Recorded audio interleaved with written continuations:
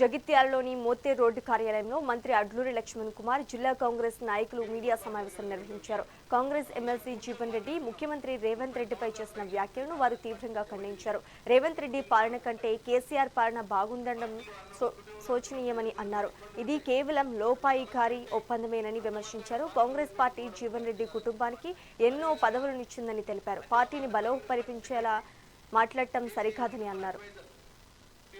జరగలేదు. రెండో విషయం, మనందరం కూర్చొని మాట్లాడుకుందాం. 30 సంవత్సరాల పైచిలకు మీరు కాంగ్రెస్ పార్టీకి సేవ చేసిండ్రు. మీ కుటుంబం కాంగ్రెస్ పార్టీ కుటుంబం.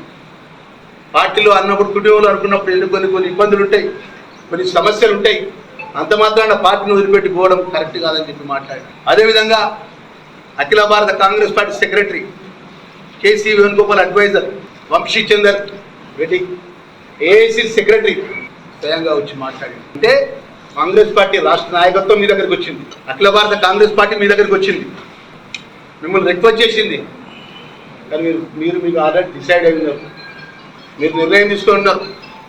ఇవాళ ఏం మాట్లాడిందో, దేశంలో భారతీయ జనతా పార్టీ ఉండాలి, రాష్ట్రంలో రాబోయే రోజుల్లో టీఆర్ఎస్ కేసీఆర్ని కోరుకుంటున్నట్టున్నాం. మరి టీఆర్ఎస్ కేసీఆర్ని కోరుకుంటే మన మున్సిపాలిటీ ఎలక్షన్స్లో ఎందుకు ఓడిపోయింది? టీఆర్ఎస్ ఎందుకు గెలవని? ఈ రాష్ట్రంలో సర్పంచ్ ఎలక్షన్స్లో ఎందుకు ఓడిపోయింది?